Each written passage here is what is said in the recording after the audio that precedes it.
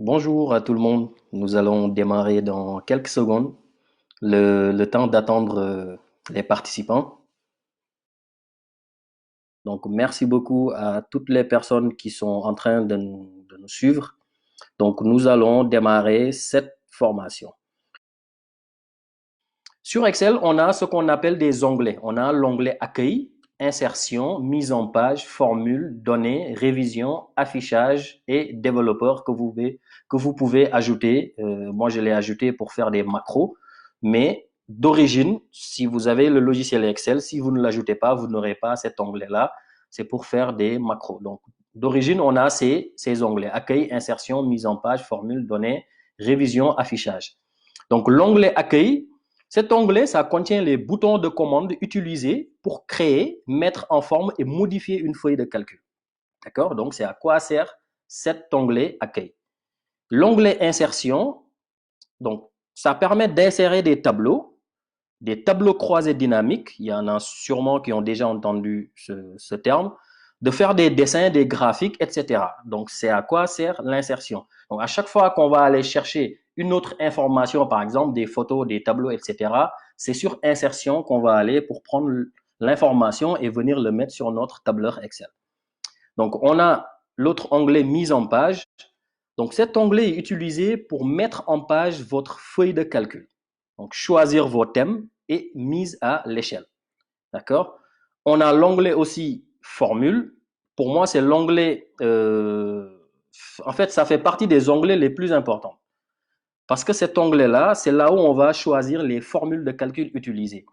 Vous n'êtes pas sans savoir que sur Excel, on a plusieurs formules de calcul, des milliers de formules de calcul, des formules de finance, des formules texte, des formules date, des formules. Il y a beaucoup de formules de calcul utilisées sur Excel.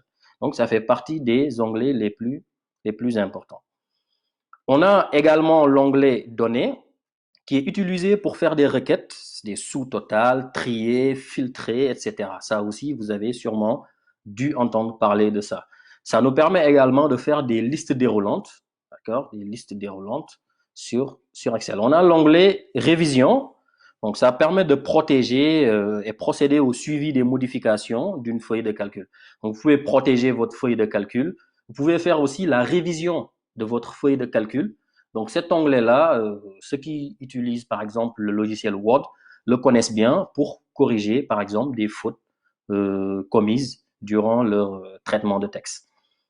On a l'onglet affichage. Donc, l'onglet affichage est utilisé pour modifier juste l'affichage, par exemple, de la feuille de calcul. Comme par exemple, figer les données, mettre en normal, en page, en italien, voilà, etc. Donc, faire des quadrillages, les barres de formule, fractionner la feuille de calcul en deux, etc. Et on a le dernier, développeur. Donc, je rappelle que cet onglet-là, c'est facultatif. Si vous n'utilisez pas les macros, vous n'avez pas besoin de cet onglet développeur. D'accord? Donc, si vous n'utilisez pas les macros, vous n'avez pas besoin de cet onglet-là. Voilà. Donc, j'en profite, je regarde un peu les messages si j'en ai pas reçu encore. Bon, j'ai reçu le message d'un professeur, mais je vais répondre un peu plus tard, d'accord, pour le professeur. Donc, nous allons d'abord démarrer par le cas. Donc, le cas, il est là. Donc, j'ai préparé un cas. C'est un tableau de suivi des achats. Pourquoi j'ai fait le choix d'un tableau de suivi des achats? Déjà, dans les sondages, on a reçu beaucoup de messages nous parlant des tableaux d'achat. Je comprends parce que le tableau d'achat, en fait, souvent, c'est le tableau que toutes les entreprises utilisent. Toutes les entreprises achètent, même si c'est des bouteilles d'eau, des pâtes d'eau, etc. Vous achetez et vous tenez un suivi des achats. D'accord? Donc, ce tableau-là, on a reçu beaucoup de messages parlant de tableau d'achat. Donc, c'est pour ça que j'ai préféré utiliser ce tableau pour expliquer cette partie-là. Donc, pour faire un tableau sur Excel, j'ai reçu un message pour me dire comment on a fait pour faire le tableau sur Excel. Pour faire un tableau sur Excel, vous avez deux choix. Vous écrivez vos données et vous sélectionnez tout le tableau. D'accord? Vous mettez les bordures, toutes les bordures ici, par exemple, toutes les bordures. Ou bien, vous allez dans Insertion, Tableau et vous insérez le tableau. Vous insérez ici le tableau. Donc, vous avez le choix. Hein. Donc, c'est comme ça qu'on a fait notre tableau. Donc, ça, c'est un tableau de suivi des achats avec les libellés, donc ordinateur, classeur, etc. Les prix unitaires. Donc, je rappelle que les montants là, pour les personnes qui nous suivent, qui sont pas au Sénégal, parce que moi-même, je vis pas au Sénégal.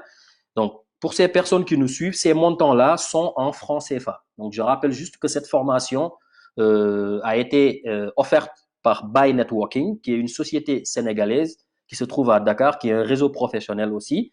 C'est pour ça que nous avons préféré mettre ces montants-là en francs. Donc, juste pour les amis qui sont ici, qui me suivent, donc ces montants-là sont en francs CFA. Donc, quantité, montant hors taxe, TVA, montant TTC et règlement. D'accord? Donc, nous allons tenter de mettre en forme ce tableau-là, de répondre à ces questions-là et de remplir ce tableau avec des formules de calcul. Donc, je rappelle que sur Excel, toutes les formules de calcul sur Excel démarrent par égal ou bien plus. Vous avez le choix. Soit vous mettez plus, soit vous mettez égal. Vous avez le choix. D'accord?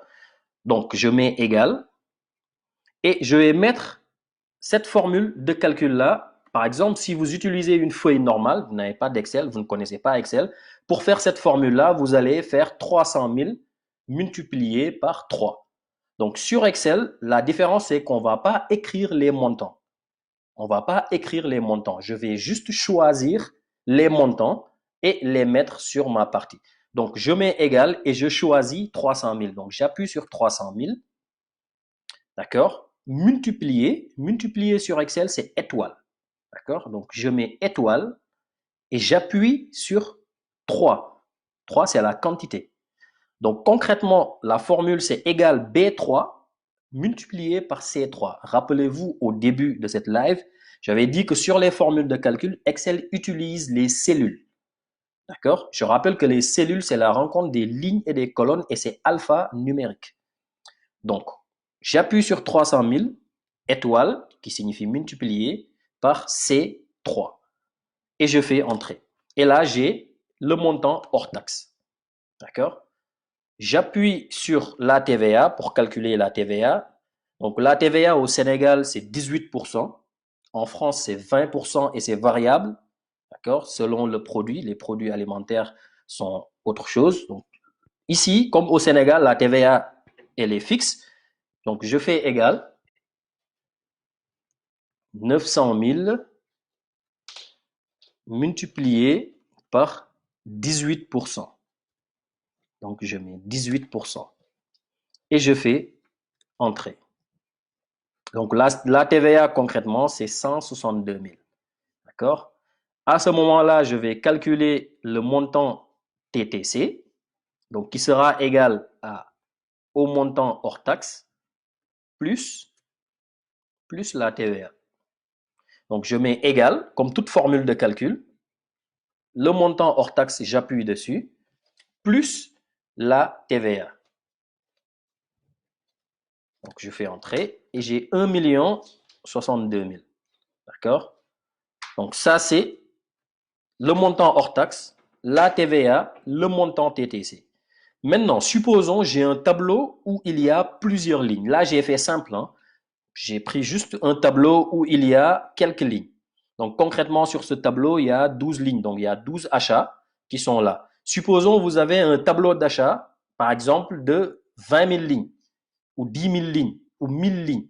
Vous n'avez pas le temps de faire toutes les formules de calcul ici.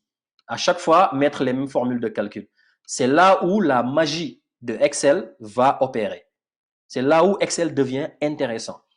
Pour ne pas refaire les mêmes formules de calcul sur toutes les colonnes ou toutes les lignes, je vais tirer ce petit point-là, je ne sais pas si vous le voyez, qui est là en bas à droite, ce petit point-là qu'on appelle étirer la sélection. Donc, je vais étirer la sélection. Pour étirer la sélection, j'ai le choix. Soit je prends le petit point et je le tire jusqu'en bas, et cette fonction va me faire évoluer sur toutes les lignes. Donc là, j'ai fait toutes les formules de calcul. Ou bien, vous faites juste double-clic si vous avez plusieurs lignes. Vous pouvez passer la journée à tirer. Vous faites double-clic comme ça sur le petit point. Et là, automatiquement, même si vous avez 1 milliard de lignes, vous avez rempli votre tableau. Donc, je vais faire exactement pareil pour la TVA, que ces lignes-là suivent la même logique. Je vais prendre le petit point et je vais le tirer. Donc, je rappelle que si vous faites double-clic également, ça marche. Je prends le petit point et je le tire. Donc là, concrètement, même si j'avais des millions de lignes, je fais mon tableau en 2 minutes. D'accord? Je fais mon tableau très, très, très rapidement. Voilà. Donc, je vais regarder en même temps les commentaires ou les questions. Voilà. Donc, Demba Kamara, merci. Voilà. OK. Cher, oui, d'accord, c'est bon. Wad de Mustafa, oui, merci beaucoup. Bye, cher Issa Agnan, super. Voilà, Zainab Sangaré, ok.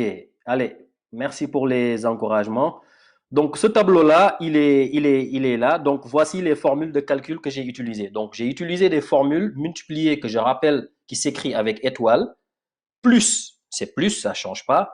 Moins, c'est tiré du 6. D'accord? Moins, c'est le tiré du 6. Ou bien, si vous avez un clavier alphanumérique, vous pouvez utiliser le pavé numérique pour faire moins. D'accord? Diviser, c'est slash sur Excel. Parce qu'il y a beaucoup de personnes que je vois souvent galérer sur le diviser et mettre 2 points. Donc, je rappelle que sur la feuille de calcul Excel, diviser, c'est pas 2 points. 2 points, c'est autre chose. Après, on va le voir. Diviser, c'est slash. D'accord? Diviser, c'est slash. Voilà. Donc, ça, c'est les formules, c'est les calculs basiques sur Excel. Hein. Plus, moins, diviser, multiplier. OK. Donc, je passe à la somme. Je vais calculer en fait la somme de tous ces montants hors taxes. Je vais calculer la somme de tous ces montants hors taxes. C'est là où on va voir la différence entre les calculs sur Excel et les formules de calcul sur Excel. Jusqu'à présent, je n'ai pas fait de formule de calcul. J'ai juste mis des calculs sur Excel. Calculer, ça veut dire ça plus ça fois ça divisé par ça. Maintenant, je vais faire une formule de calcul Excel. Donc, une formule de calcul, la formule de calcul la plus utilisée sur Excel, c'est somme. C'est de faire la somme des montants. Donc, ici, il me faut calculer la somme de tous ces montants-là, les montants hors taxe, dans cette partie. Je vais utiliser une formule qui s'appelle égale somme. Donc, je mets égal et je mets somme.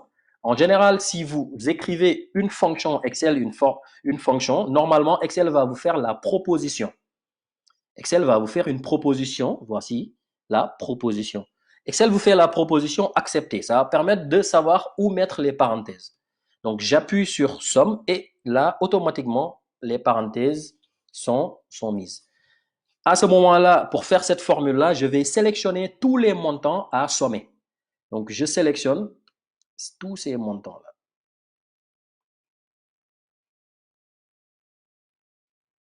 Je sélectionne et automatiquement, je fais entrer. Mais avant de faire entrer, je voudrais attirer votre attention sur les 2 points dont je parlais tout à l'heure. Je disais que les 2 points, c'est pas diviser, mais c'est slash. Donc, vous voyez ici, Excel fait quoi? Excel fait la somme de D3 qui est là, 900, jusqu'à D13. Donc, 2 points, concrètement, signifie jusqu'à. D'accord? À la différence de slash divisé. 2 points, ça veut dire de D3 jusqu'à D13. Donc, à ce moment-là, j'appuie sur Entrée. D'accord? Et là, automatiquement, Excel me fait les autres totaux. Donc, si vous utilisez un logiciel où il n'y a pas cette fonction de faire automatiquement les autres totaux, supposons là, il me fait juste ce total, appuyez sur le petit point qui permet d'étirer la sélection dont je parlais tout à l'heure. Vous appuyez ici sur le petit point et vous tirez. Et vous tirez. Voilà. Donc là, ça vous permet aussi d'étirer la sélection. Demba Kamara, donc qui nous dit que la multiplication aussi étoile au lieu de X. Merci Demba Kamara, c'est très important. La multiplication, c'est étoile, ce n'est pas X sur Excel.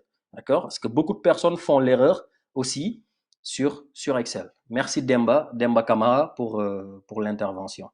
Voilà, donc là, concrètement, notre tableau est presque terminé. Il nous reste juste à répondre à la dernière question qui est le règlement qui doit se faire par rapport à ces montants-là. Parce que vous savez, dans beaucoup de pays aujourd'hui, on privilégie en fait le règlement par chèque pour moins utiliser les liquides, etc. Donc, nous, on a un critère ici, par exemple, on nous a dit que si le montant TTC est inférieur à 100 000, le règlement s'effectue en espèces. Sinon, par chèque. D'accord? Donc, je répète, si le montant TTC est inférieur à 100 000, le règlement s'effectue en espèces. Sinon, le règlement se fait par chèque. Donc, ça, c'est ce qu'on appelle une condition sur Excel. Vous allez en voir beaucoup en entreprise. Même si vous regardez durant la vie, tout est condition. Même aujourd'hui, le fait que vous êtes là à regarder cette live, c'est une condition. D'accord? Pourquoi nous faisons cette live-là une téléformation? C'est parce qu'il y a une condition. C'est parce que vous avez le temps. Si vous n'avez pas le temps, vous n'êtes pas là. Ou bien, je dirais même, s'il n'y avait pas de confinement, peut-être cette formation-là allait se faire en direct.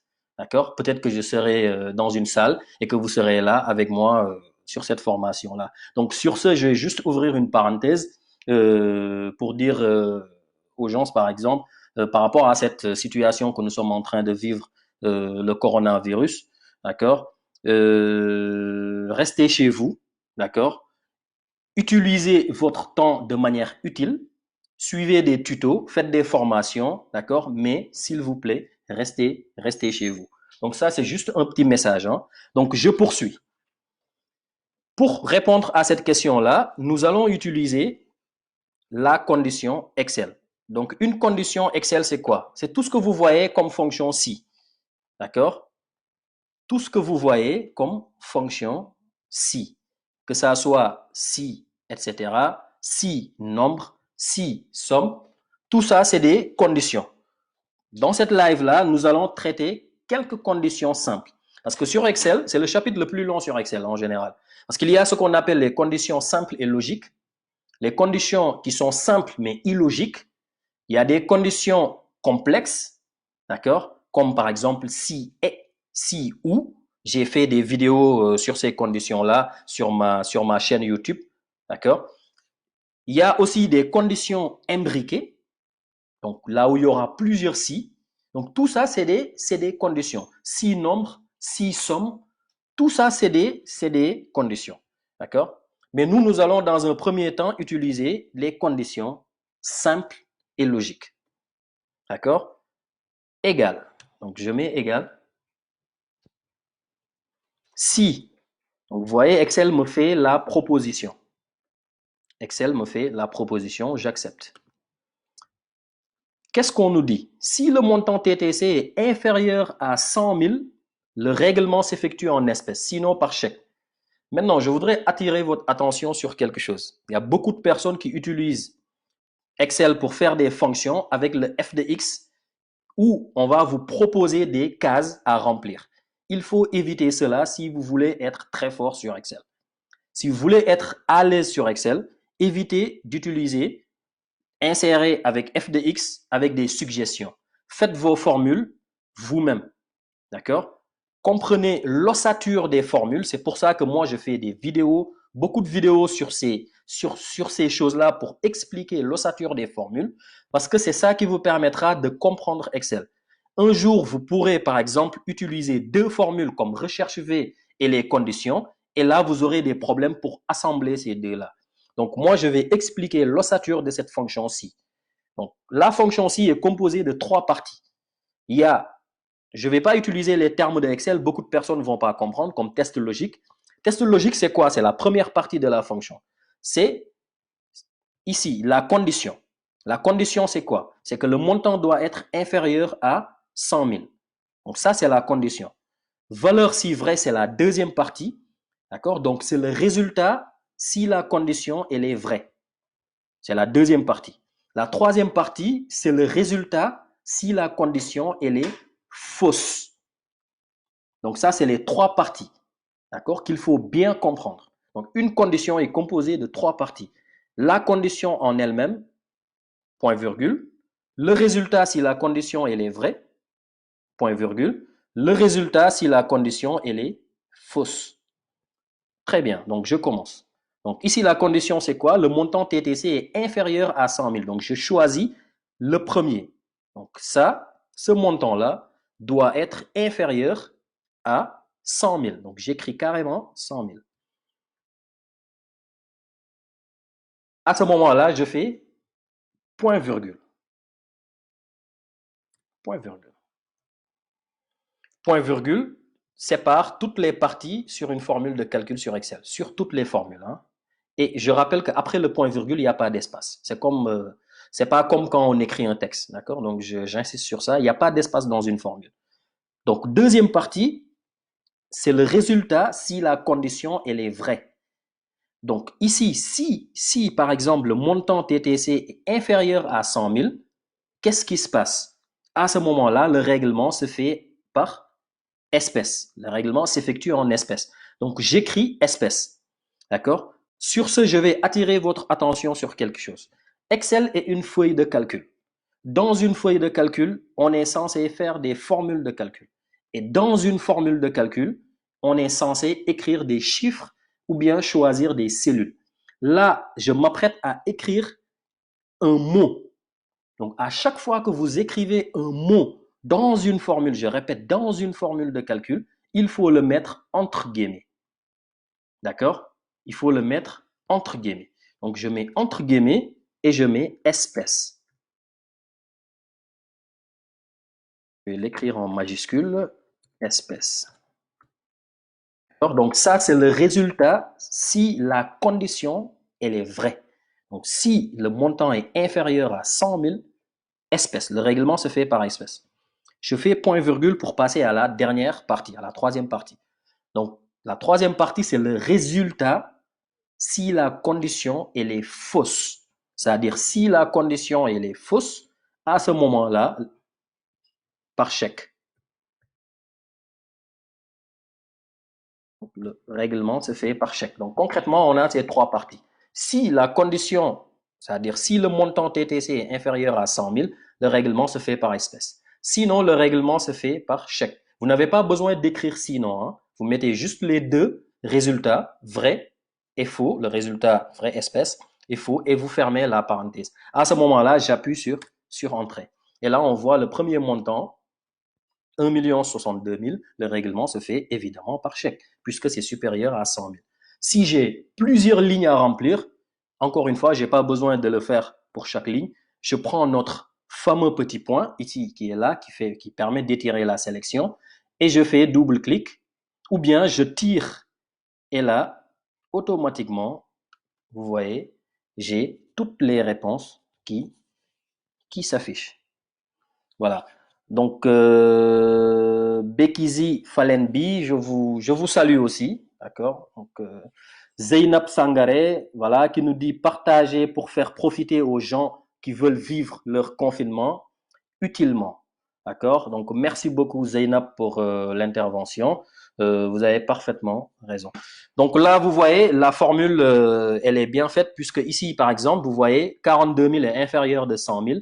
Donc, le règlement se fait par espèce. 8 000 est inférieur à 100 000, c'est par espèce. 1 416 000 est supérieur par chèque. 424 000 par chèque, etc., etc. Si j'avais des milliards de lignes, ça va se faire en une minute. Donc ça, par exemple, ça me permet de compléter mon tableau. Mais c'est pas fini. Je vais encore faire une condition. Cette fois-ci, je suis toujours dans le chapitre des conditions simples et logiques. Hein.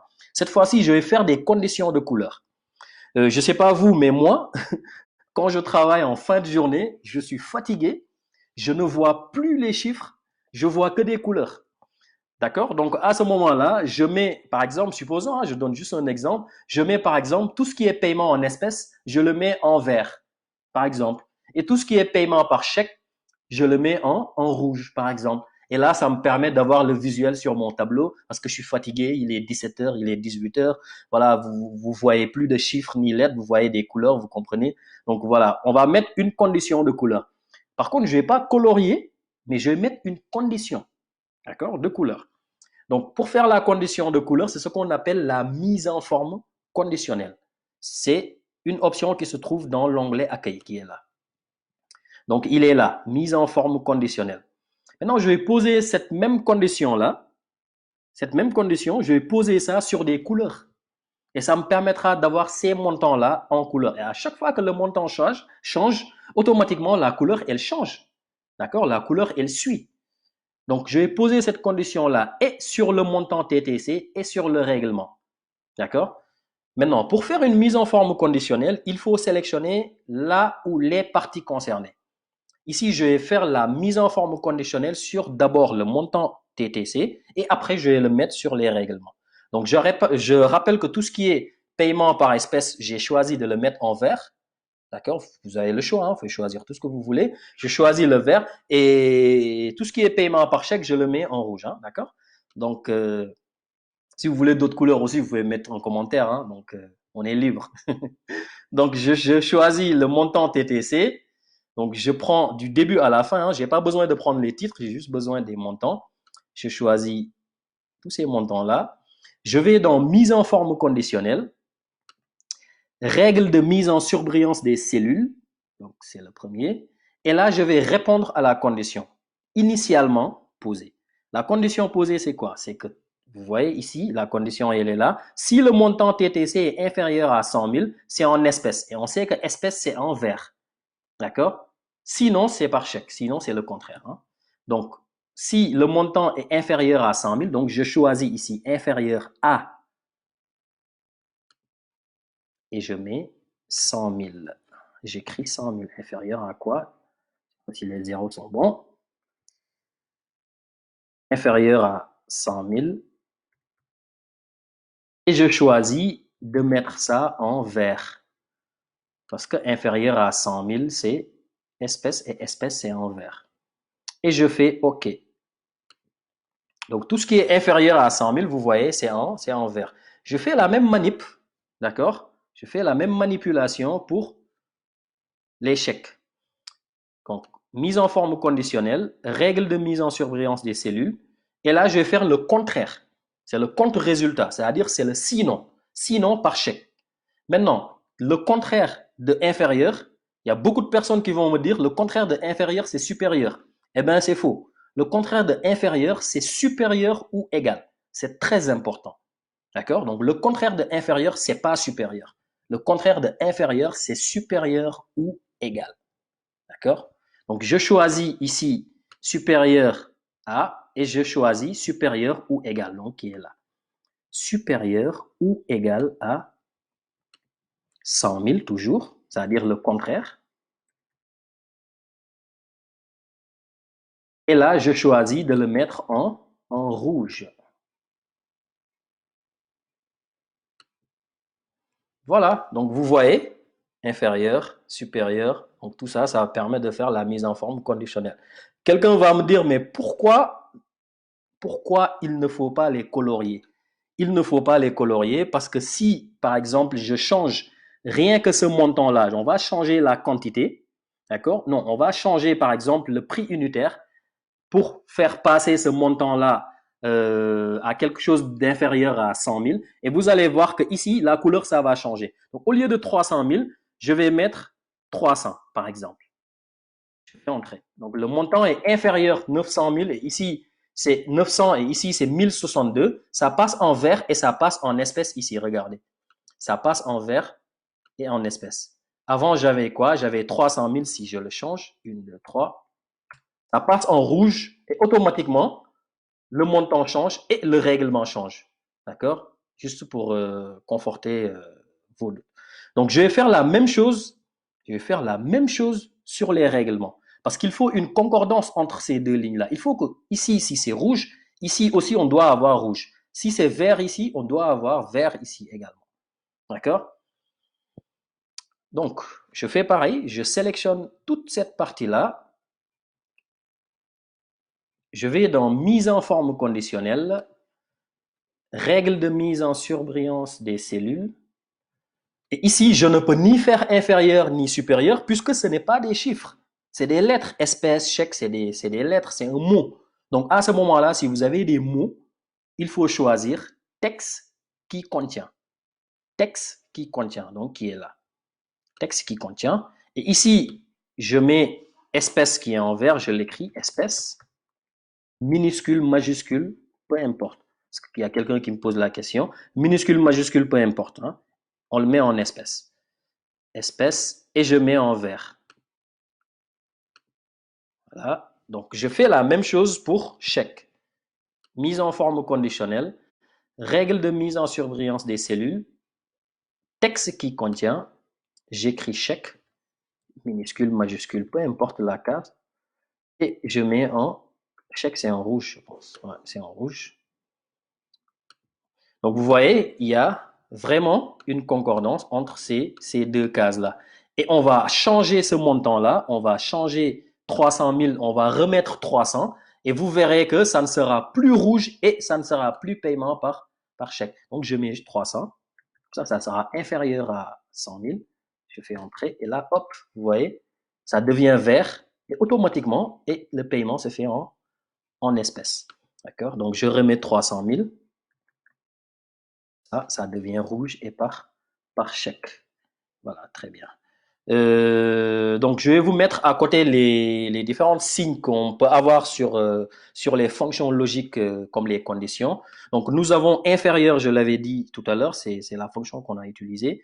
Donc, ça, c'est inférieur. Je vais l'écrire en même temps. Donc, je vais mettre tout ça en gras. Inférieur.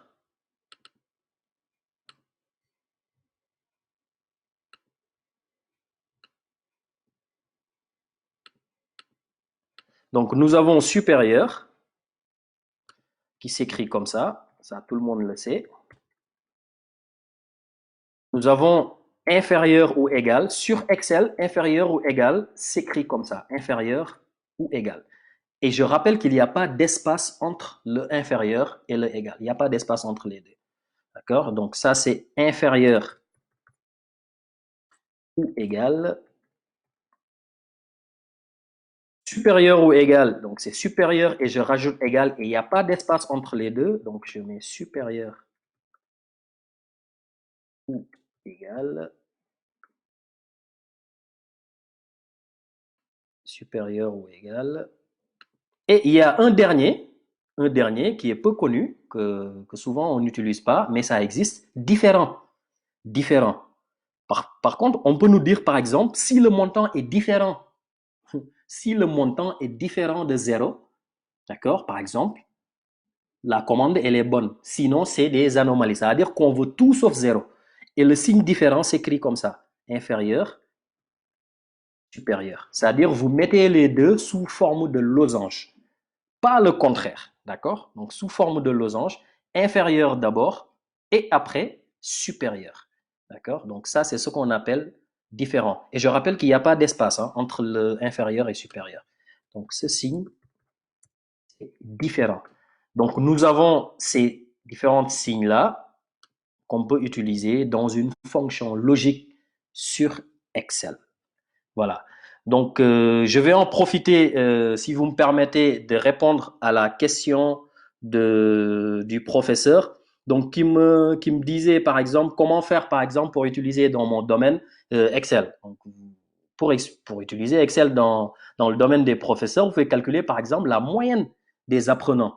J'ai fait une vidéo même dessus, je pense. Donc, pour calculer les moyennes, d'accord? Par exemple, je vous donne un exemple. Supposons ici, je voulais calculer la moyenne des montants TTC. Ici, la moyenne des montants TTC. J'aurais juste à mettre égal moyenne, d'accord?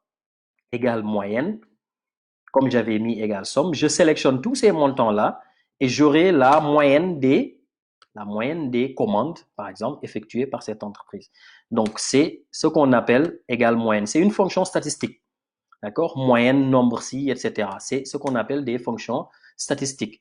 Donc, ça permet de calculer les notes, les moyennes des apprenants, donc que ça soit dans les écoles ou aux universités. Donc, je rappelle que vous pouvez aussi réaliser grâce à des différentes formules statistiques, donc dans le cadre de votre activité. Et vous pouvez comparer aussi les performances des différentes classes. D'accord? Donc, ça, c'est des fonctions statistiques que Excel vous permet de faire pour calculer la performance des différentes classes que vous avez dans votre école, hein, donc, ou entre les élèves. D'accord? Vous pouvez calculer, vous pouvez faire tout ça. Donc, il y a une autre personne qui me dit Excel au quotidien, à domicile. ben pourquoi pas. Vous pouvez faire des budgets, moi-même je le fais. Vous pouvez faire des budgets familiaux. Vous mettez un tableau de recettes dépenses, d'accord? Vous mettez vos recettes, vous mettez à côté vos dépenses, d'accord? Et vous mettez par exemple autres, vous mettez vos autres dépenses et vous pouvez faire un tableau automatisé. Vous mettez les chiffres et après vous allez voir combien il vous reste durant ce mois-là. Et vous pouvez budgétiser même l'année. Moi, je l'ai déjà fait, d'accord? Je le fais chaque année, je budgétise par exemple l'année. Qu'est-ce que je peux gagner dans l'année? Les charges variables, les charges fixes, les gains variables et les gains fixes. Par exemple, le salaire qui est fixe. Par exemple, les séminaires que je donne, les cours, etc., c'est des salaires variables. On va faire ça dans les cases variables. Comme ça, vous allez avoir au moins une idée de comment vous allez gérer votre argent.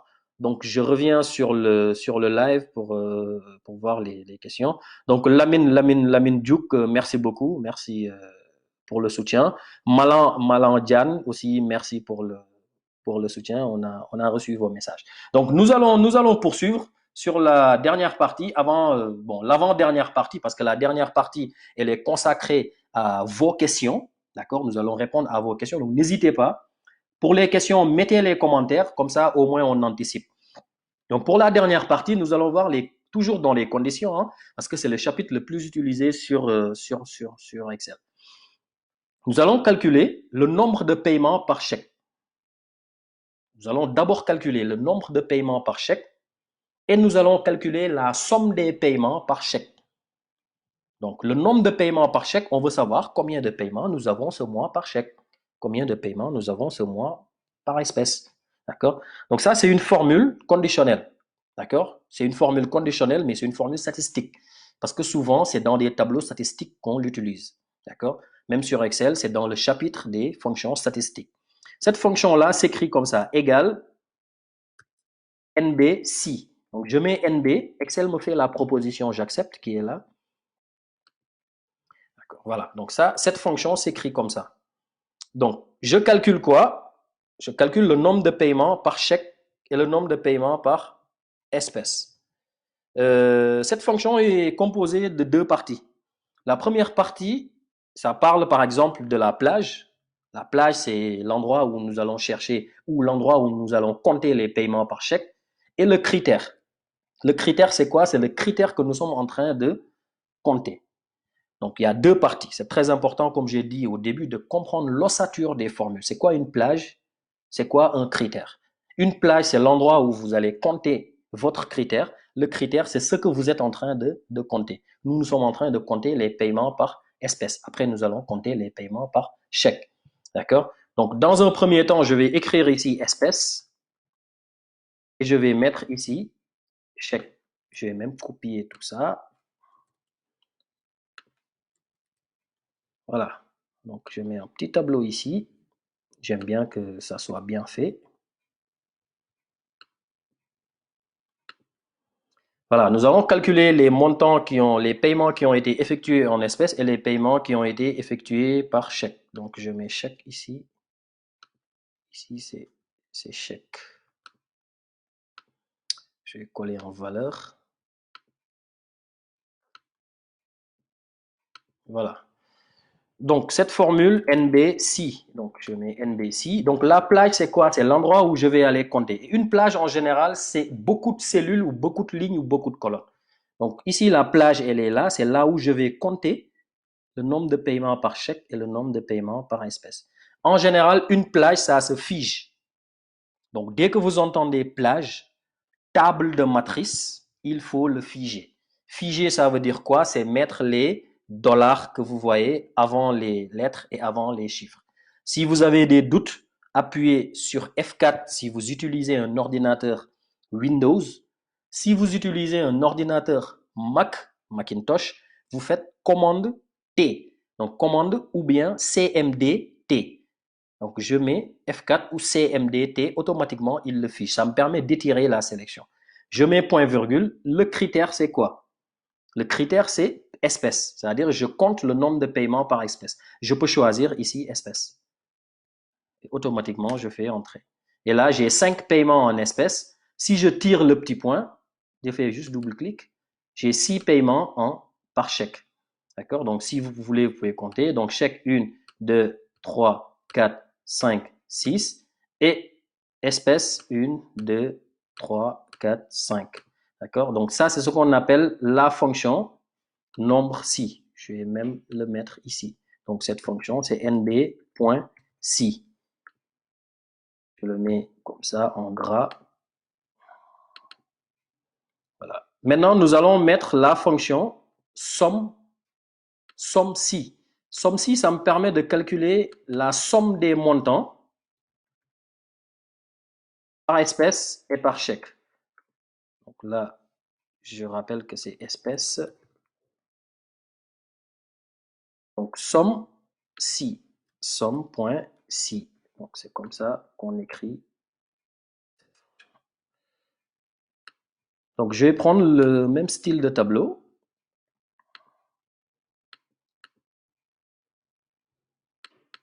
Je prends le même style pour calculer somme si. J'enlève ça. Voilà.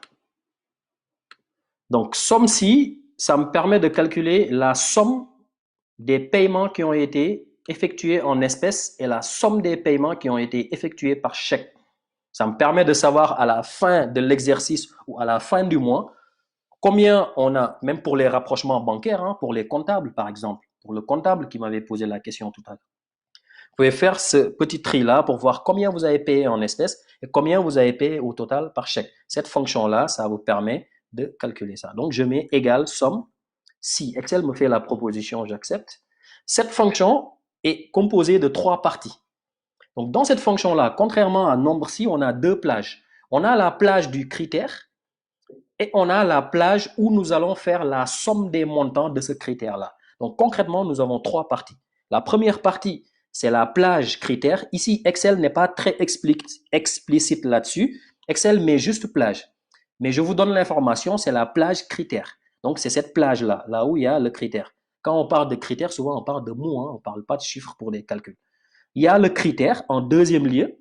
Le critère ici, c'est espèce.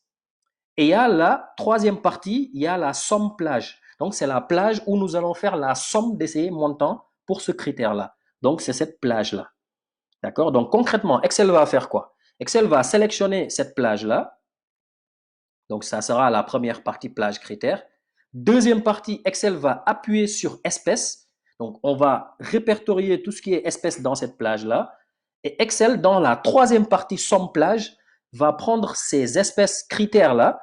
Excel va prendre les montants, ces montants d'espèces, et automatiquement le virer sur la formule pour donner les montants. C'est-à-dire Excel va sommer tous ces montants-là. Donc, première chose, première partie, je sélectionne cette plage critère. Je rappelle qu'à chaque fois que vous entendez plage, figez-le. Hein. N'hésitez même pas avec soit F4 si vous utilisez un Windows, soit commande T si vous utilisez un Mac. Donc, point virgule, deuxième partie. Donc, la deuxième partie, c'est le critère. Donc, vous voyez ici le critère. Le critère, c'est quoi? C'est espèce. Je suis en train de faire la somme ci pour espèce. Point virgule. Troisième partie, c'est la plage somme ou bien somme plage. D'accord? Je rappelle que somme plage, il n'y a que des montants là-bas, hein, parce qu'on ne peut pas sommer, on ne peut sommer que des montants. Donc, c'est cette plage-là. Donc, je sélectionne toute cette plage que je fige également, puisque à chaque fois que vous entendez plage ou bien table de matrice, il faut le figer. Donc, je rappelle que si vous ne voyez pas bien ici, vous pouvez suivre tout en haut, c'est exactement pareil. Hein. Donc, à ce moment-là, je fais quoi? Je fais entrée. Et là, nous avons la somme de tout ce qui a été payé en espèces. D'accord? Et je tire ici la sélection, le petit point là, double-clic ou vous tirez. Et nous avons le montant total des paiements effectués par chèque. Ici, nous avons le montant total des paiements qui ont été effectués par espèce. Donc ça, c'est la fonction somme si. Donc tout ça, c'est des fonctions logiques. D'accord? C'est des fonctions logiques. Quand on parle de logique, on parle d'une logique mathématique. D'accord? Donc fonction somme si pour calculer la somme des montants à condition que ça soit en espèces, d'où le si après. D'accord? Et nombre si, nous calculons le nombre de paiements effectués en espèces et par chèque, à condition que ça soit espèce ou chèque. C'est ce qu'on appelle le critère. Donc, voilà. Sur ce tableau de vente-là, donc c'est un tableau aussi que beaucoup d'entreprises utilisent, surtout les entreprises qui emploient des commerciaux. Et je sais que de nos jours, il y a beaucoup d'entreprises qui emploient des commerciaux, notamment pour vendre leurs produits ou services. Donc, ce tableau-là, on a plusieurs commerciaux, hein, et on a le montant de leur vente. On a à côté la prime qu'ils doivent gagner. Et à côté, la direction nous a envoyé un petit tableau qui nous dit, par exemple, l'objectif. L'objectif, c'est quoi? Donc, si vous faites au-delà de tel montant, vous gagnez telle prime. D'accord? Vous faites au-delà de tel montant, vous gagnez telle prime. Vous faites au-delà de tel montant, vous gagnez telle prime. D'accord? Donc, ce tableau-là, on ne l'a pas créé, on nous l'a envoyé. Ce tableau de table de prime, en général, c'est la direction qui fixe ses objectifs, la direction commerciale, etc. Et tout. Donc, pour calculer la prime, je vais utiliser la fonction recherche V. D'accord? Parce que j'ai pas le temps de calculer pour venir regarder 150 000 qui est où, qui est là, et je mets 350. 77 617, je regarde, il est situé entre tel montant et tel montant, puisque c'est pas des trucs fixes. Et je mets, par exemple, 77 615 qui n'a pas atteint 100 000, donc je mets 150. J'ai pas le temps de faire ça sur plusieurs commerciaux. D'accord? Vous voyez, j'en ai beaucoup. Donc, je vais faire une recherche V pour m'éviter de perdre du temps. La fonction recherche V, c'est une fonction qui permet de rechercher une information que l'on ne connaît pas à partir d'une information qu'on connaît.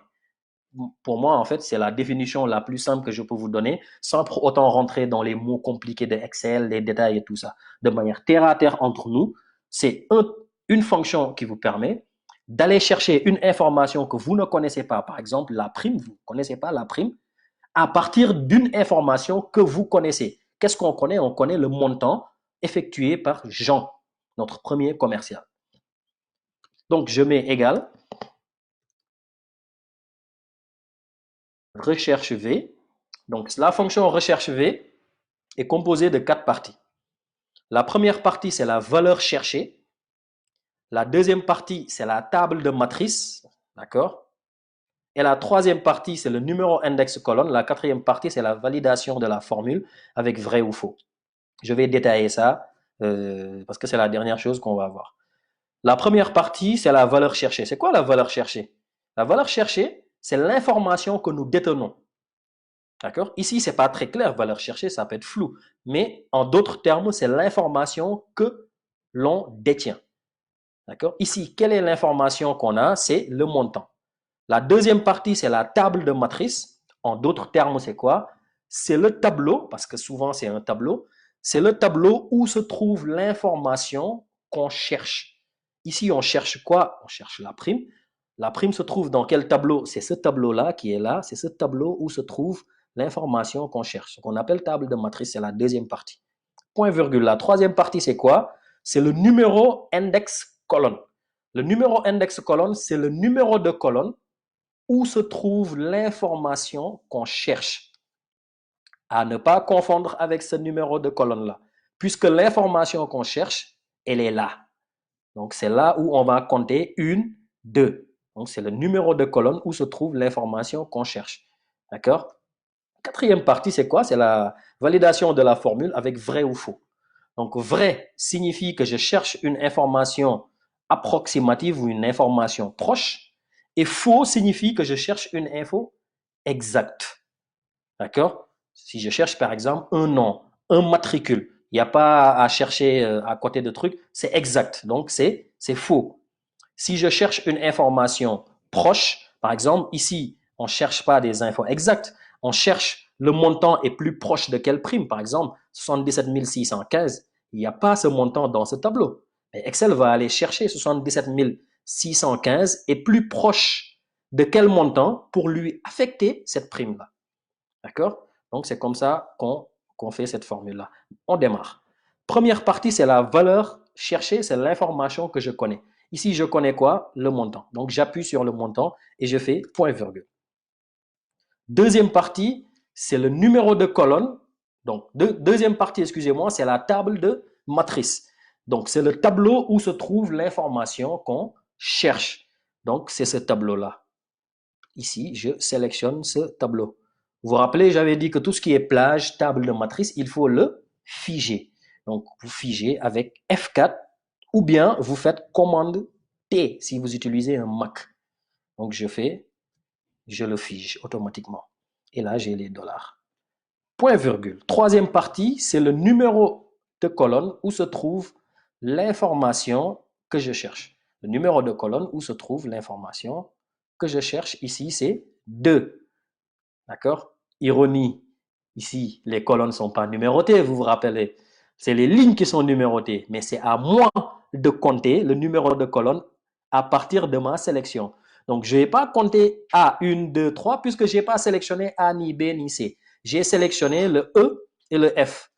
D'accord? Donc là, j'ai deux colonnes et les primes que je cherche sont situées sur la deuxième colonne. Donc, je mets 2, point virgule.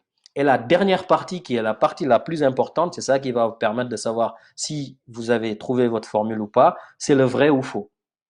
Donc, je rappelle qu'ici, on cherche une information proche. Je cherche, par exemple, le montant qui est là est plus proche de quelle prime. Donc, c'est vrai. Si je cherchais une information exacte, par exemple, le nom d'une personne ou matricule qui est fixe, qui est unique à une personne, j'aurais peut-être mis faux. Mais là, je vais mettre vrai. Donc, je mets vrai ou bien je mets 1. Si vous avez la flemme d'écrire VRAI, vous mettez 1 seulement. Je peux écrire vrai comme je peux écrire 1. Faux aussi, vous pouvez mettre faux FAUX ou bien vous pouvez mettre 0. C'est exactement pareil. D'accord? Donc, je fais entrer. Et là, je vois que 150 000, la prime affectée, c'est 350. Parce que 150 000 est là. Maintenant, je vais tirer ma sélection, comme on avait fait tout à l'heure. Même si vous avez 10 000 commerciaux, par exemple, comme Orange ou Bouygues Télécom, vous tirez la sélection, vous faites double-clic, et hop, vous voyez, j'ai la prime de toutes les personnes qui travaillent ici, de tous les commerciaux. D'accord? À l'exception des personnes qui n'ont pas de prime. Et vous avez remarqué que les personnes qui n'ont pas de prime, on a dièse NA. Ça, c'est ce qu'on appelle le code erreur de la recherche V. Et dièse NA, c'est quoi? Ça veut dire tout simplement non applicable. D'accord? Donc, c'est un code erreur. Si vous le voyez, ça veut dire que cette personne-là ne rentre pas dans les critères pour recevoir la prime. Donc, concrètement, ici, on peut même mettre 0. D'accord? Mais j'ai préféré laisser le non applicable. Comme ça, si vous faites la recherche V et vous voyez ce code erreur-là, vous saurez que cette personne-là ne rentre pas dans les critères. D'accord? Donc, si vous avez des questions sur la recherche V, donc voilà, donc je reste disponible. Donc, s'il n'y a pas de questions, nous arrivons à la fin, malheureusement, de ce live. D'accord? Donc, je vous souhaite un bon courage. Restez chez vous, encore une fois. Restez chez vous, restez chez vous. Merci beaucoup et à bientôt.